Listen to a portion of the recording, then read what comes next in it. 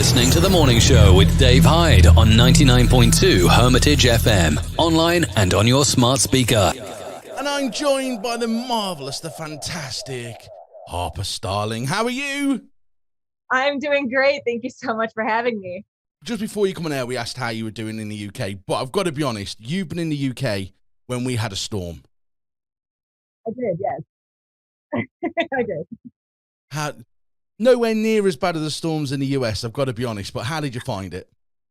I grew up in Milwaukee, Wisconsin, and we get everything. We get everything from snowstorms, rainstorms, windstorms, tornadoes. You throw it at me. And there we were moaning about a bit of wind. Yeah. I was like, it's fine. Oh man. Get over it. Come on. All right. I'm like, I can take it. I grew up on this. I'm going to be honest. I agree. I think when it comes to the weather, we are awful at the weather. It's fine. That was the weather's the weather, but like the UK is the UK. I will never ever knock it. I love the UK so much. Go on, you live in LA at the moment, so you've got to be honest. You might see the UK guys, all the English guys walking around. It's too hot. It's too clamped. It's what we like. It's never good enough. Right? Yeah. In LA, it's basically. I mean, the lows are the 60s, and it's usually 80 and sunny year round. So it's good. I needed a change. Stop rubbing it in, will you? As a try to. Just because LA gets all the nice weather in the winter. Well, I miss the four seasons. I love fall and spring. Maybe not snow so much, but it's close enough. Do you know what? I love snow. It's always nice to have snow. But I've got to get on to why you're here. You have a brand new single called Say My Name. I do indeed, yeah. Just tell me, what influenced the song called Say My Name? Because the track is great. We've listened to it a fair few times. We've played it a fair few times. Why did you write it? What was the idea behind it? Well, so it's about calling out toxic relationships and learning to love yourself. I had the opportunity of working with Cindy Valentine and Joe Cruz, who are huge, huge heavy hitters in the music industry. They've worked with, my God, so many artists, BB Rexa, Pussycat Dolls, Britney Spears, Carly Rae Jepsen, you name it. They've worked with them. It just kind of all came together. I like how the ideas flow. Cindy is great with melodies and lyrics. Joe, they do all their sounds and stuff that they work with together, all the magic. I'm more of a lyricist, and I'm just so happy with how everything came together. So what, was it a proper collaboration where you all come into the studio? It was like, look, this is the idea. Did they bring the music first, then you did the lyrics, or did you all sort of get together and go, right, this is what we're going to do. This is where we can go with it? Yeah, at first, it usually starts with like, oh, this is what we're thinking we want to write about. Let's try a couple different beats here and there. What's sticking with us? What is like speaking to us in the moment? You build up from that, and from there we start doing melodies and lyrics, and that's how it takes off. So that was kind of the groundwork. So that says there's more in the works. There's things that we haven't heard yet. Yes, there is. And is it all based around one story, or is it one person's life, or is it just a collective thing? It's a collective thing. A lot of inspiration. I mean, some of it, one of my songs came from a word I saw on a page of a book I read. That was Euphoria. Others come from the collaborators' ideas or experiences, some from my own life experiences. So each story is different, and it's just kind of what is speaking to me that session, that day. And you never know, because you can't like turn creativity on and off. So you're like, what's my brain going to think in this moment? Well, we speak to a lot of people in the industry, and they quite happily tell you that once the creative juices start flowing, you don't want to stop. You don't want to stop in the studio time. You just keep going, order the food in, let's keep going. Yep, you just got to keep going, because again, you never know what's going to come up, or what idea, or what melody, or what sound, and it's a beautiful thing, but it is definitely not predictable. So I've got two questions. When you are stuck in that creative mind and you're in a studio, what is on your menu? What is it you order in? What is Harper Starling's favorite food to order into the studio? And hopefully it's not fish. No, it's not. It's definitely not fish. If I if calories weren't a thing, I would love to eat like pizza and pasta and all that kind of stuff. But if I'm singing and doing stuff in the studio, I don't want to have like too full of a stomach. So we try to keep it a little healthier. But there was this really good like rice Korean barbecue dish thing that I really like in LA. So we've gotten that a handful of times, but I'll only eat like a portion, and then after the studio, yeah, I get to indulge. I'm glad you get to watch your weight. You know, you're on stage, people get to look at you. We're stuck in a studio, they can only hear our voices. So, you know, food's not an option for us, you know? Food, I'm such a foodie at heart. I love food. I came from the land of beer and cheese, so I like a good hearty meal. You know, we get given all your notes and we do research on all the other interviews you've done and stuff. So you come from Wisconsin and Milwaukee, yeah? I do indeed, Try and say yes. that word again, Milwaukee. But you moved 2,057 miles to LA. Mm-hmm. That's 4-hour flight. Yeah. What made you move from Milwaukee all the way to LA? What age? What was it that came about? What was the influences to move you that far? Definitely the music industry and wanting to pursue that. And I do, some people are like, oh, they can't pinpoint. I can pinpoint the exact day and everything. Lady Gaga performed in my hometown at a music festival called Summerfest. And she was performing Born This Way on the piano. And I was, of course, emotional in the moment and was feeling the song. And I remember I turned to my sister who was with me and I'm crying. I'm like, this is what I need to do. And so she's like, oh, okay, I believe you, like, go for it. But I was, and I told my parents, and a couple months later, I packed up and moved over to LA. And how old was you at the time? 21. So how many years back would that be? Without giving no ages away? 6 years ago. So, because obviously I've seen interviews going back to 2018, because you're into fashion as well, I believe. I do love fashion. So I love fashion a lot. Yes. You performed at a runway show as well for I think it was a charity event. LA Fashion Week. Yeah. What's it like to do that? Because obviously everyone that is there to see the fashion. You're there because you want to perform. Yeah, I got to open for Jacob at For the Stars Fashion House, and he's dressed everyone, J-Lo, Beyonce, like Nicki Minaj. He's dressed them all, and they're avant-garde pieces. I mean, they are art on the human body. And so I was very, very honored to open for that. And it was a great experience. I was so happy to start performing again during this whole quarantine thing. So did you get to wear a dress or clothing? It was clothing. It was a custom jacket. It's got my name on the back and everything. A very tailored leather, like long jacket with various colors and rhinestones on it, and a matching bodysuit. And I had the leather boots and everything. So did you get to keep them? I did. Oh, amazing. They will be making an appearance on this tour. Saying absolutely nothing there, because you are supported at the moment, The Wanted. Yes, I am. I'm very, very honored to be with them. I've been like a huge fan since they came out with Glad You Came. So. Well, but I think they are. You're on tour with them now. Yeah, I know. I remember getting that call. I was just like in shock and awe. What's it like? What's it like though to sort of get that? Because I know you're touring as well later in the year with A1 as well. What's it like to have that phone call saying, look, this band want you to come on tour with them? It's crazy because, again, the first time I heard them, I was still living in Wisconsin and driving in my car. I remember hearing it on the radio and I'm like, wow, this is really catchy. And you type it in and you're like, oh, The Wanted. Okay, let me see more what they're doing. Really, really liked their music and the bands, and the guys are like super, super nice. Like you see them in interviews and stuff. And, finally getting that call and you're like, oh, me? Oh my gosh, that's what? And so I couldn't believe that happened. And now, like a month later, I'm out here in the UK. Because the tour in the UK started in February, and you're in the Nottingham Motorpoint Arena on. Now, how's this? Right, I've got my notes and everything. I've done it all properly. How's this for you? Try and sell you some tickets. He says, I'll be on March 11th. How How you shouldn't know your dates like that. I've got it all in front of me and everything. I'm saying memory.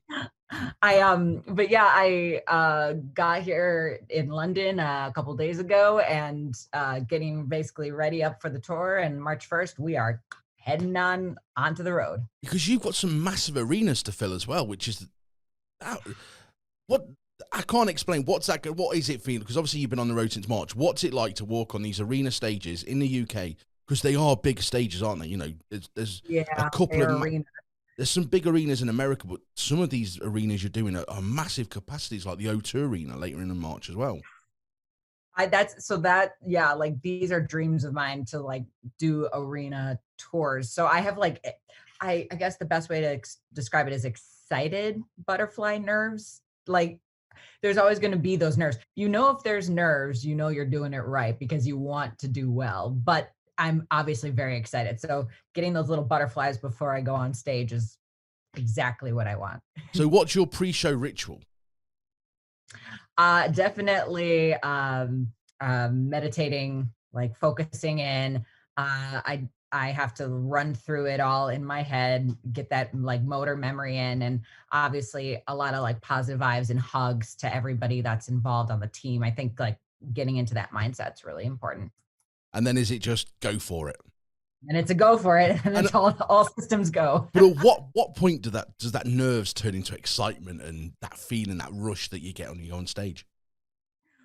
Right when I get on stage, it is like nerves, and we're good. And have you got any big production within the shows at the moment? Yes, it is all high energy, like big dance pop numbers. I'm a dancer at heart. I danced for 15 years, and so that's a big part of my life, and that was something I wanted to incorporate into my shows. And so we are there to make a statement, give the people an experience, and just to honestly like give them a great time and a smile on their face. That's what it's about. That's it. People of Nottingham, we are here to show you that music is back. I love it. Yeah. Love it. I'm very excited for it. Also, I've seen lots of photos throughout the years, and there's something that I've seen. One of your singles, No More, What If? Uh-huh. How long did it take you to get the gold paint on? Because that just looks like it was uncomfortable. It was a one-day shoot, and we put down like there were all these newspapers on the studio floor, and I had basically, as you see it there, I had one thing of underwear on, and they just went to town with the body paint. Because it doesn't look like normal body paint. Was it the latex body paint, which is like a nightmare to come off afterwards? No, it wasn't a latex, but I wish I knew the exact term for it, but you add water with it, mm-hmm. and it was a powder type, and then that went on, but it's healthy for the skin. It was a body paint of sorts. And then that way, like when you wash off afterwards in the shower, it's easier to come off. But let's just say you knew where I was walking after that photo shoot. When you saw that the scene, I was like, that must have been uncomfortable. Just because it looks like as well, you couldn't move. You had to have been in that position while on the photo, because you know that wrinkles and crinkles in the paint would appear. Yeah, that's why like everything was covered. But it definitely was an experience, but it wasn't uncomfortable at all. Like I couldn't feel it on me. I just very clearly saw it on me afterwards. I was like, all right, here we go. But going through all your album covers, photos that have been taken, everything else, there's one thing that stands out is your signature hair. Oh yes, you see it in here today with the two little space buns that I got a half up. But they're so long. Your hair is so long.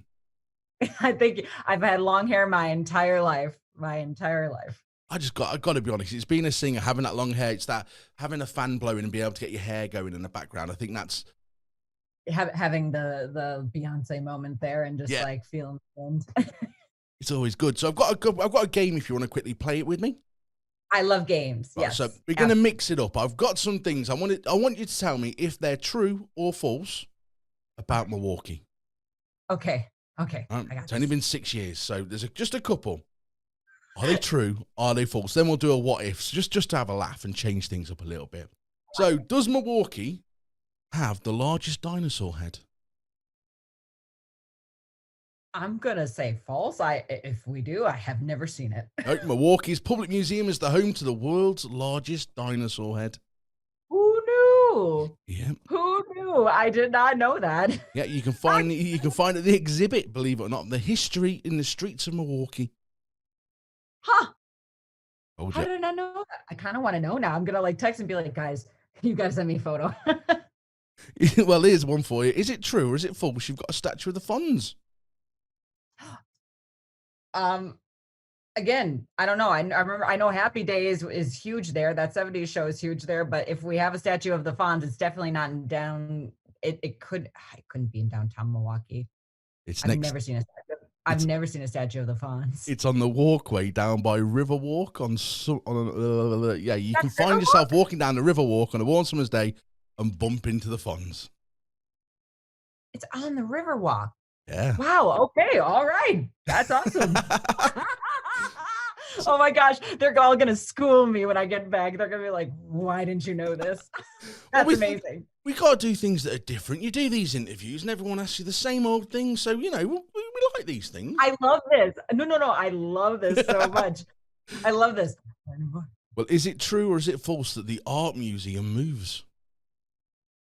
That's true. That is true. It's got that open and close. I loved watching that when I was younger. I've got to be honest, when I seen it and I seen that question, I went and looked at the video. It looks amazing. Isn't it? It's so cool to see that. Well, is it true? Well, is it true or is it false that in Milwaukee, you invented the QWERTY keyboard? That's the keyboard we all know and love. Yeah. I'm going to say true. Yeah, it is. Christopher Latham Scholes. Told you. We did loads of research goes into this for you. So my final one for you. And I think this would be absolutely amazing as well.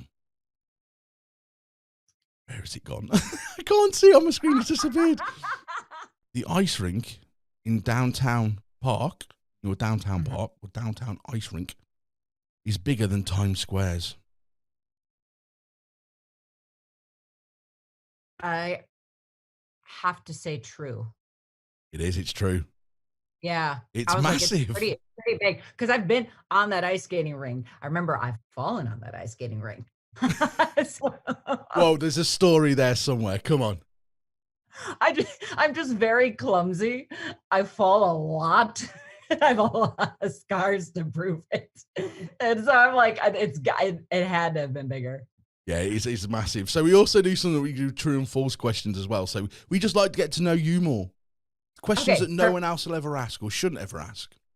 What's your favorite song in the whole wide world? Dancing in the Dark by Bruce Springsteen. Cracking song. If you was on Mars, how would you solve problems? I'd probably just jump away. Let someone else solve it. Do the anti-gravity. Yeah, let someone else solve it. Mashed potatoes or baked potatoes? Mashed potatoes. A gas stove or an electric stove? Gas stove, because that's all I know. That's all I've used. Do you cook though? That's the question. Like boiling water and noodles. Yeah, we can do that. Eggs aren't far off. Okay. Matching socks or mismatched socks? Matching socks. Staples or paper clips? Staples. Why? For staples, I feel like they hold together better. And again, things start flying. They're silly questions. That's all we have to remember. Oh, I love it. I love this. And in your opinion, is cereal a soup? I would say no. Yeah, I would say no. And my final one before I let you go, because I'm going to try and squeeze it in. If you could be in Harry Potter or Game of Thrones, which one would it be? Oh, Game of Thrones. Yes. Do you think you'd last more than 5 minutes? If I wasn't like riding a dragon or fighting in anything, then yes. If not, then I'm gone. That'd make you a main character if you last more than 5 minutes. I know. I was like, if I was a main character, then I would last more than 5. But even main characters always died. Yeah, just Game of Thrones. Look, yeah, saying nothing on that one. Well, thank you very much for joining me this morning. You've been absolutely fantastic. Thank you so much for having me. I had so much fun. Have a fantastic time in the UK. You're going to be in the Motorpoint Arena on the 11th of March in Nottingham. Your new single, which is Say My Name by Harper Starling, is out now. And guess what? We're going to play it. Perfect. So, Harper, thank you very much and have a lovely day. Thank you so much for having me. Bye.